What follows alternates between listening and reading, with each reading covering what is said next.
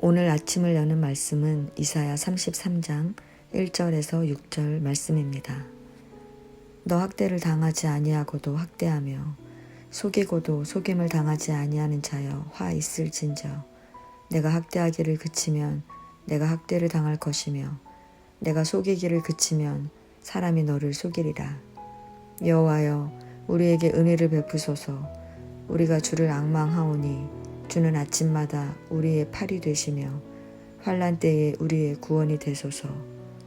요란한 소리로 말미암아 민족들이 도망하며 주께서 일어나심으로 말미암아 나라들이 흩어졌나이다.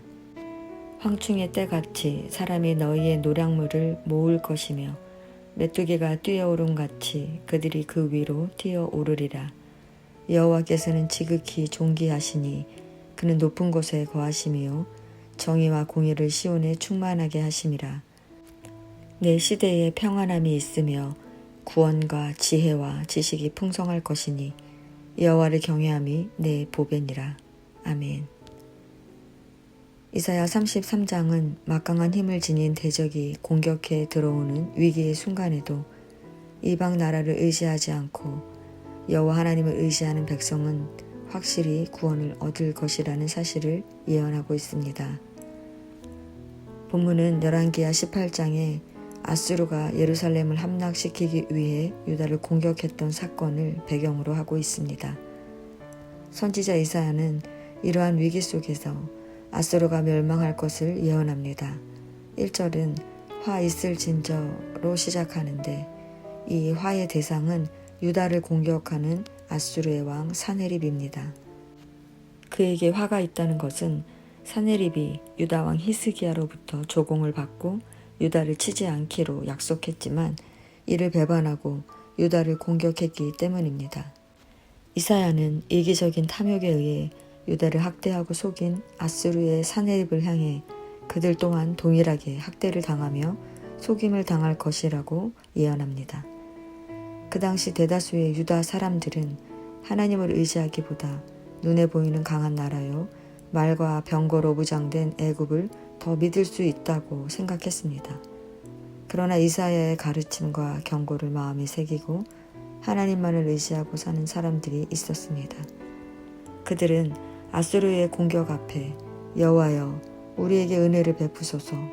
우리가 주를 앙망하오니 주는 아침마다 우리의 팔이 되시며 환난 때에 우리의 구원이 되소서라고 기도했습니다. 이는 아무리 열악한 상황 가운데라도 낙심하지 않고 하나님께 구하기만 하면 응답해 주신다는 믿음의 기도입니다. 아침이란 밤새 적군을 방어하다가 긴장이 풀리는 시간으로 그 조용한 시간을 틈타 적이 급습해오는 위기를 뜻합니다.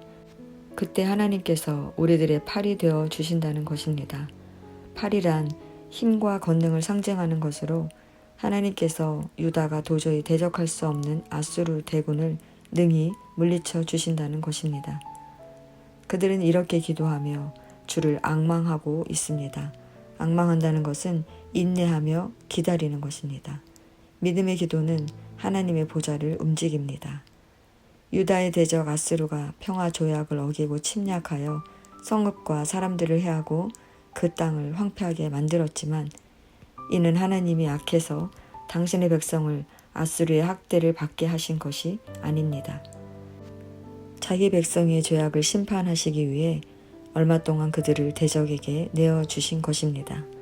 그래서 하나님은 하나님의 경고를 마음에 새기고 하나님을 의지하는 자들의 기도를 들으시고 당신의 백성을 구원하신다는 것입니다. 아무리 강한 세력일지라도 하나님께서 일어나시면 그 나라들은 흩어집니다. 여기서 일어나다란 높이다, 들어 올리다란 의미로 하나님께서 당신의 영광을 드러낸다는 것입니다. 즉 하나님께서 하나님을 대적하는 악한 자들을 멸하시고 당신을 의뢰하는 자를 구원하심으로 당신의 영광을 나타내신다는 것입니다. 그러므로 유다를 멸망시키려는 아수르의 계획은 바람에 부는 겨와 같이 될 것이며 순식간에 불이 붙어 소멸되는 지푸라기처럼 될 것입니다. 그때에 남아있는 사람들은 아무도 없을 것입니다. 그러므로 시온의 주인들 즉 하나님을 경외하지 않았던 유다 백성들은 자신들이 하나님의 심판 앞에 살아남지 못할 것을 깨닫게 됩니다. 그러나 하나님께서 죄인인 그들을 의롭다 여겨주시는 은혜 때문에 그들은 자신들의 죄를 하나님께 고백하며 의로운 자로 살아가게 되는 것입니다.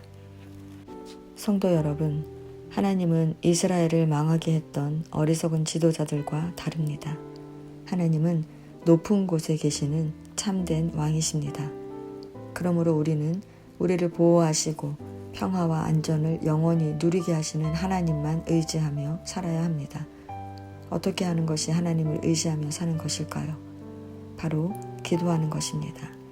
왜냐하면 기도는 나는 할 수 없다는 고백이기 때문입니다.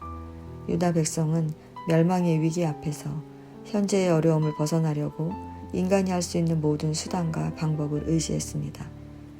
그러나 기도한다는 것은 나의 힘과 능력으로 하는 것을 멈추고 하나님께 도우심을 구하는 것이기 때문에 하나님을 의지하는 것입니다. 두 번째 기도는 상황을 보지 않겠다는 것이기 때문입니다.